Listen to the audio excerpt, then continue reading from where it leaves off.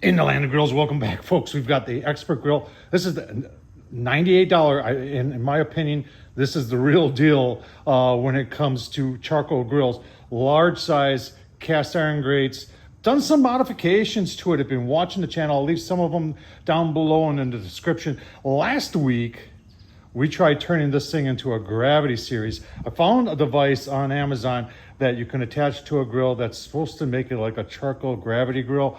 It failed miserably. So I had to do some rework on it because I had cut some holes. So we put some new metal on the outside, painted it. But at the same point, I also took a lot of the vents and made them nice and tight and shut. This one, because this thing was just way too loose. And the one down there, I did the same thing. This one, I put a stack on and put an adjustable vent right here. And then I took the one that's down here, totally eliminated it, and now this thing's real tight. And I did a cook on this, and it dialed itself in very nicely at low and slow. I was thinking about adding another one of these, maybe out here to get a little bit more air in there for hot and fast.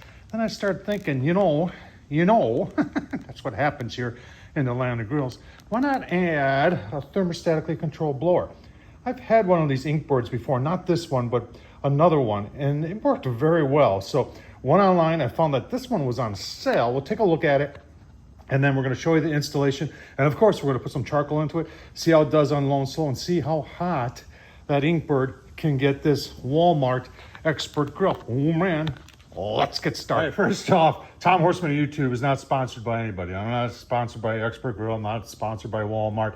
Nobody sends me anything here. I buy everything. So what you're seeing today, Inkbird doesn't know I'm doing this. Walmart's never heard of Tom Horsman. Weber wishes I would probably go away because sometimes I support him and sometimes that's what I do. I do honest videos. And folks, there's never anything on this channel that's AI generated. As time goes on, more and more barbecue channels are getting to be almost 100% AI generated. Not here. This is just me.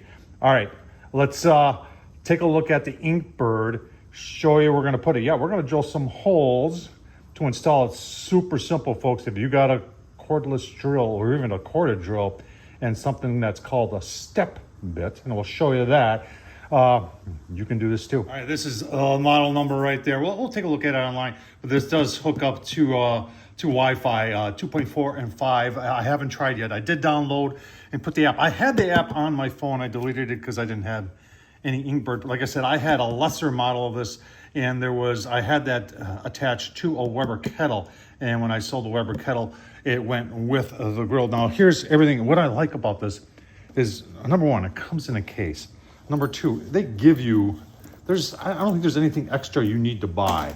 I mean, you've got it all. When it comes to meat probes, there's 3 meat probes in here, right there. And here's your ambient temperature probe.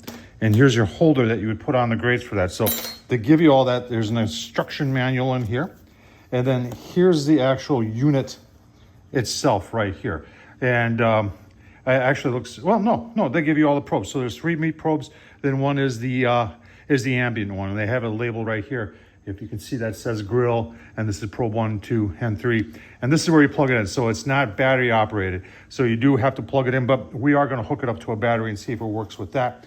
Here is your, hooks up to USB, or it has an adapter to plug it into 110.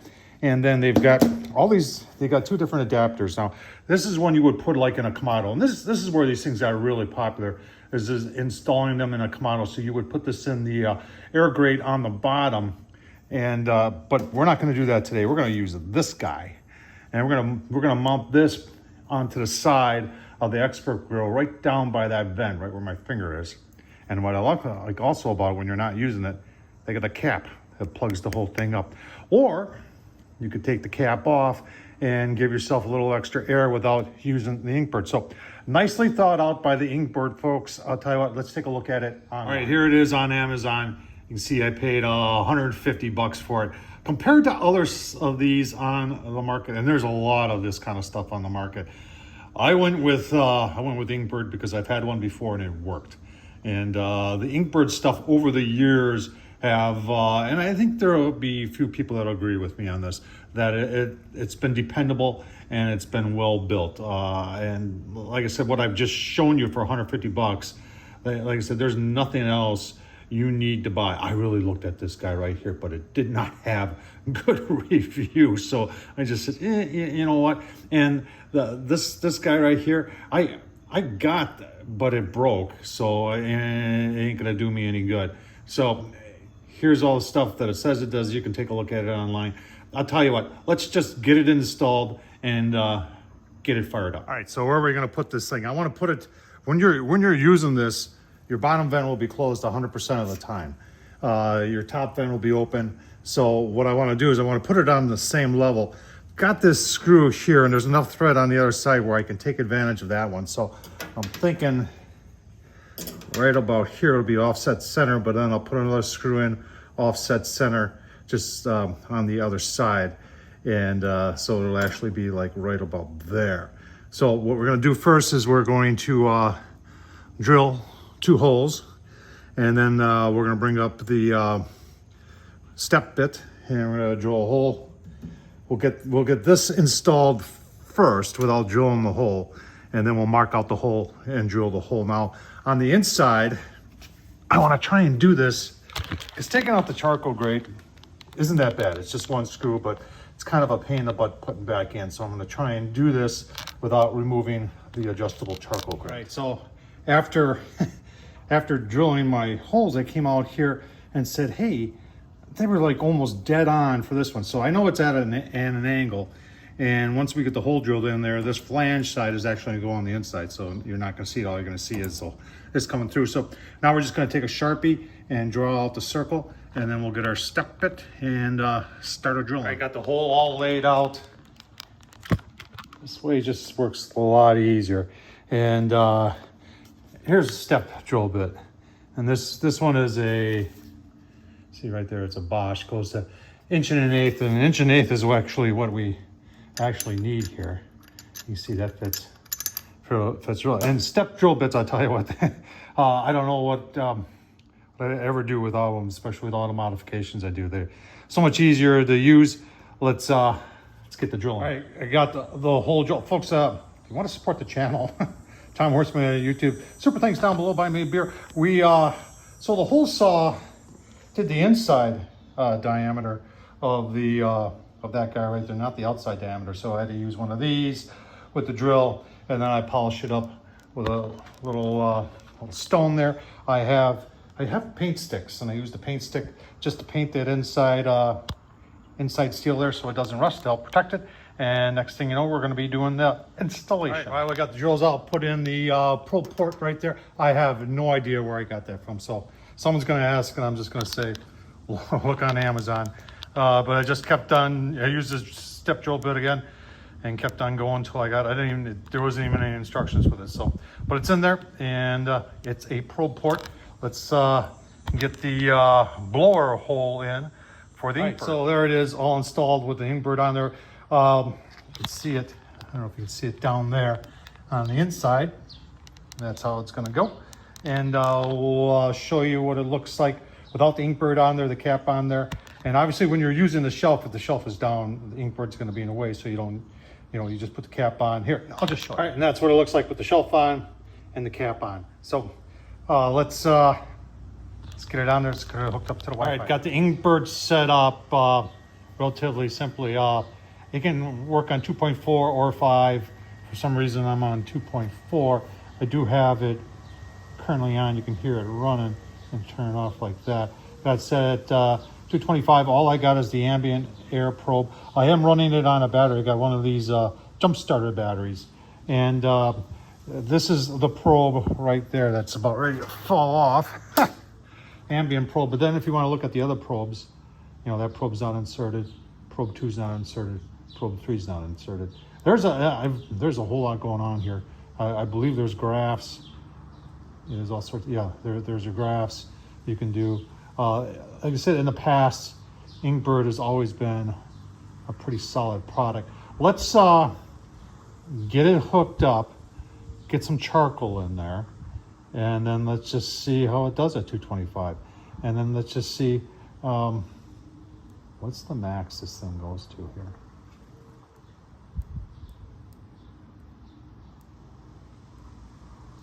Looks like 570 is 572 is the max.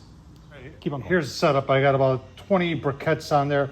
Lit the bottom row, put some more on top of the new orange bag B&B. You can see we're using the probe port. We got our battery down there, nice and cleaned up. Set at 225. It's reading from there. It's reading 91. Let's put this down. I'm gonna leave our vent wide open. Remember that our other vent is 100% closed, and we're just letting the Inkbird do all the work. Smoke's rolling. Give you a look. Made it to temp. Here we can look at the graph. Looks like it took about 25 minutes to get there. It certainly did not want to overshoot that fan speed. If you remember, it started at 100, and then it started the pulse and finally went down to 0, and that's where we're sitting. 225 on the probe. Let's see. The lid says about 225. Back here says 200. I did put 2 pucks in there. Someone's going to say, why don't you put the Weber things in there, the Weber Connect in there? I really don't think those things are very accurate. Let's see what we've got 200 on both of them, but this is the probe location right here. So I'm pretty happy with.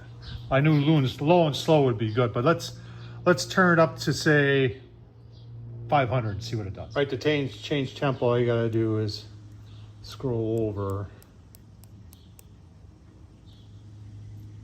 to, what was it on? 500. Let's go for, how far does it go? I think it's at 570. It has a high heat I found at 590. That must be the limit of that plastic. Let's just see. Remember, we only got 20 briquettes on there. Let's just see what that does. And you see now the fan speed goes up to 100, and we'll see how long it takes to get 550. All right, before we wrap this up, where do you go with the Inkbird? I tell you what, for the price, what I love is that you get everything. You get the case, you get all 4 probes. You're not going out and buying more probes.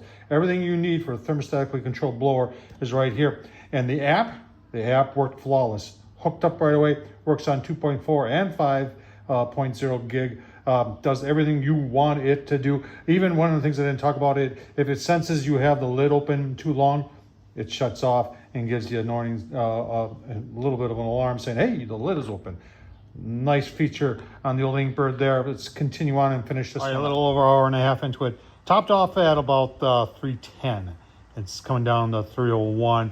Remember, that was on the indirect side, and we only had about 20 briquettes in there. So overall, I'm very pleased with the addition of a thermostatically controlled blower on the grill. You can see the charcoal's just about done. I did move this over a little bit, but I think this is never say never when it comes to modifications, that this may be the final modification to the Expert grill. I think we may have gone about as far as I want to go. The only thing that I could do yet is swap out the plastic wheels, put some better wheels, and maybe do a caster mod so we could just roll it around. That would be the only other thing I could think of doing to this grill. Oh, you know what? There is something we want to do. I got some expanded metal coming.